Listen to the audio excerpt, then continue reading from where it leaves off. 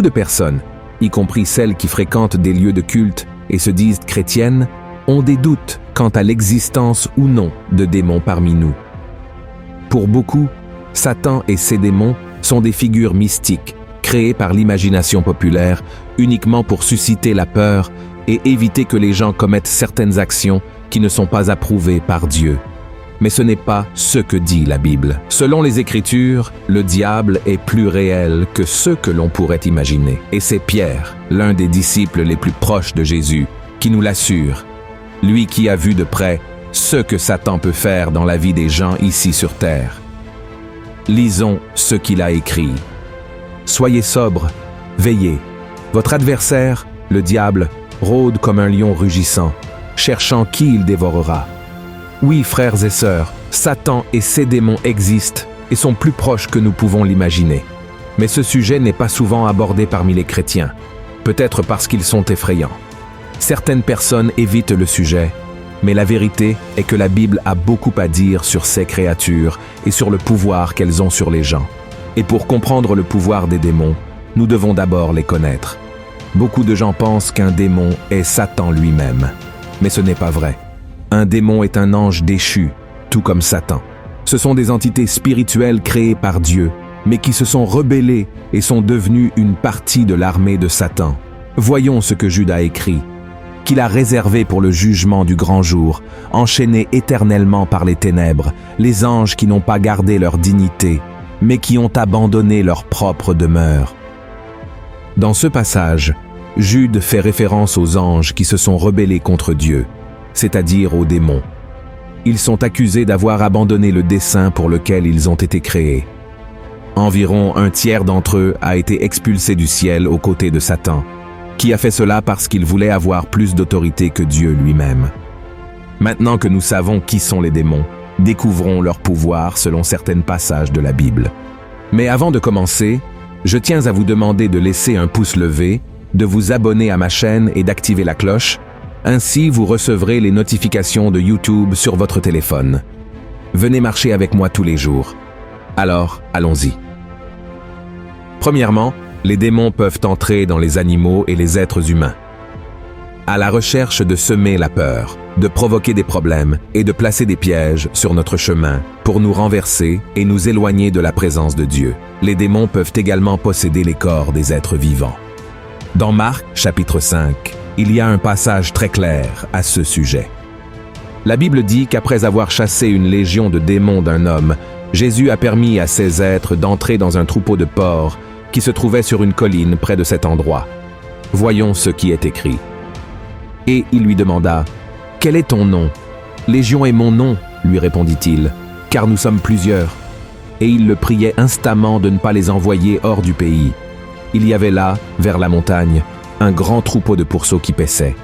Et les démons le prièrent, disant, « Envoie-nous dans ces pourceaux, afin que nous entrions en eux. » Il le leur permit, et les esprits impurs sortirent, entrèrent dans les pourceaux, et le troupeau se précipita des pentes escarpées dans la mer. Il y en avait environ 2000, et ils se noyèrent dans la mer. Regardez cela, frères et sœurs. Dans ce verset, vous pouvez voir que, par la permission de Dieu, les démons peuvent également entrer dans les animaux, en plus de pouvoir les contrôler. Et, en outre, les démons entrent dans les corps des personnes. Voyons ce que l'Évangile selon Luc raconte sur la situation de Marie-Madeleine, qui était possédée par 7 démons. Ensuite, Jésus allait de ville en ville et de village en village, prêchant et annonçant la bonne nouvelle du royaume de Dieu. Les 12 étaient avec de lui et quelques femmes qui avaient été guéries d'esprits malins et de maladies. Marie, dite de Magdala, de laquelle étaient sortis 7 démons. Tout comme cela s'est produit dans ces 2 situations, l'ennemi continue d'avoir ce pouvoir. C'est pourquoi nous ne pouvons pas le sous-estimer. Au contraire, nous devons nous attacher au Seigneur, car rien n'arrive sans sa permission. Amen. Deuxièmement, les démons peuvent provoquer des maladies mentales. En réalité, peu de gens le savent, mais les démons peuvent causer, parmi tant de mauvaises choses, des maladies mentales chez les personnes. Et l'un des exemples les plus connus de ce pouvoir maléfique est également raconté dans Marc, chapitre 5, dans l'histoire de l'homme possédé de Gadara. Voyons ce qui est écrit. Aussitôt que Jésus fut hors de la barque, il vint au-devant de lui, un homme, sortant des sépulcres et possédé d'un esprit impur. Cet homme avait sa demeure dans les sépulcres, et personne ne pouvait plus le lier, même avec une chaîne, car souvent il avait eu les fers aux pieds et avait été lié de chaînes, mais il avait rompu les chaînes et brisé les fers, et personne n'avait la force de le dompter. Il était sans cesse, nuit et jour, dans les sépulcres et sur les montagnes, criant et se meurtrissant avec des pierres. Regardez ceci, frères et sœurs, cela montre que les démons peuvent nous faire agir d'une manière totalement différente et étrange de celle à laquelle nous sommes habitués. Et le livre de Matthieu nous montre également un autre exemple de cela. Voyons. Lorsqu'ils furent arrivés près de la foule, un homme vint se jeter à genoux devant Jésus et dit « Seigneur, aie pitié de mon fils, qui est lunatique et qui souffre cruellement. Il tombe souvent dans le feu et souvent dans l'eau. Je l'ai amené à tes disciples, et ils n'ont pas pu le guérir. Race incrédule et perverse, répondit Jésus. Jusque à quand serai-je avec vous? Jusque à quand vous supporterai-je? Amenez-le-moi ici. Jésus parla sévèrement au démon, qui sortit de lui, et l'enfant fut guéri à l'heure même. Mais frères, prêtez une grande attention à ce que je vais dire maintenant. Ce n'est pas parce que Satan et ses démons peuvent causer des troubles mentaux chez les gens que chaque personne souffrant d'un trouble psychologique est possédée. Cela n'a rien à voir. Ces personnes sont aimées par Dieu et protégées par lui. Malheureusement, certaines personnes interprètent ces passages bibliques de manière incorrecte et finissent par juger les personnes handicapées de manière très injuste. S'il vous plaît, ne faites pas cela, d'accord? Troisièmement, les démons peuvent provoquer des maladies physiques.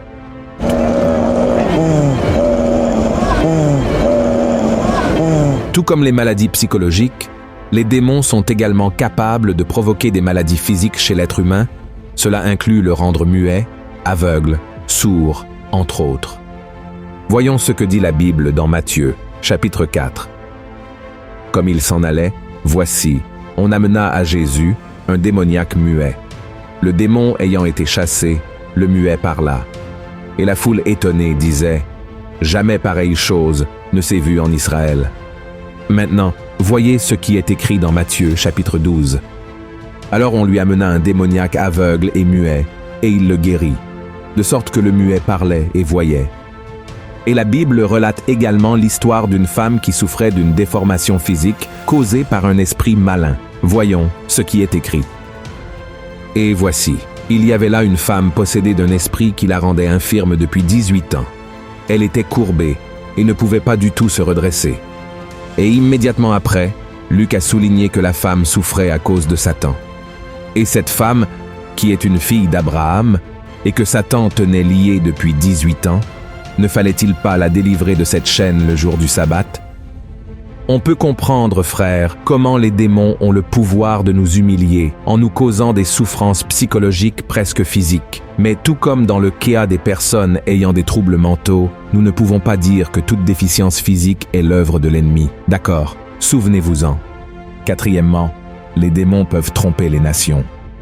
C'est un pouvoir que tout le monde ne connaît pas, mais qui est beaucoup plus courant que nous pouvons l'imaginer. C'est pourquoi, dans l'Apocalypse, chapitre 16, l'apôtre Jean rapporte ce qui suit.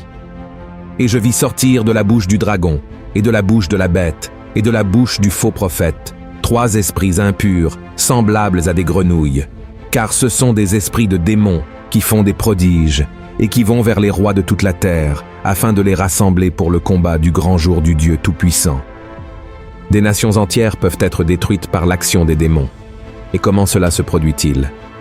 À travers la corruption, les inégalités sociales, la famine, la cupidité et toutes les autres choses néfastes que l'ennemi sème dans le cœur des dirigeants de ces pays. Il est important de savoir que les démons travailleront toujours ensemble pour atteindre leurs objectifs les plus importants. C'est pourquoi il est si important que nous prions pour notre pays et le remettions entre les mains de Dieu. C'est pourquoi la parole nous dit « Heureuse la nation dont l'Éternel est le Dieu. Heureux le peuple qu'il choisit pour son héritage. L'Éternel regarde du haut des cieux. Il voit tous les fils de l'homme.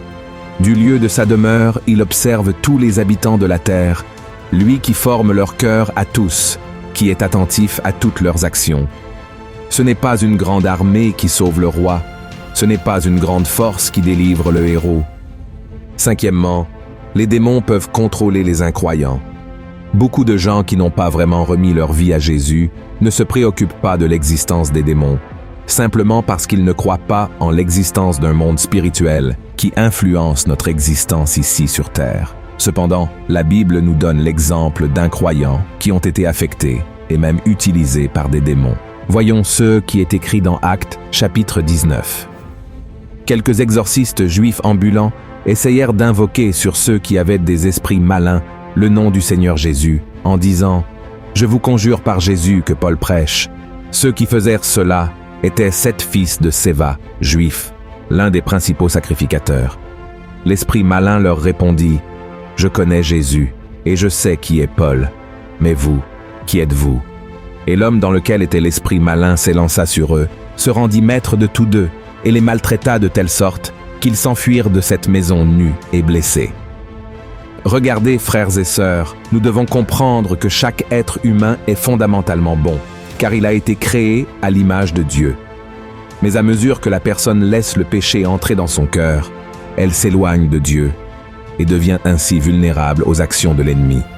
Le diable utilise les personnes qui ne cherchent pas le Seigneur et qui conservent des sentiments négatifs dans leur cœur, tels que la colère, la haine, la révolte, l'envie, les mensonges, les vices, entre autres péchés.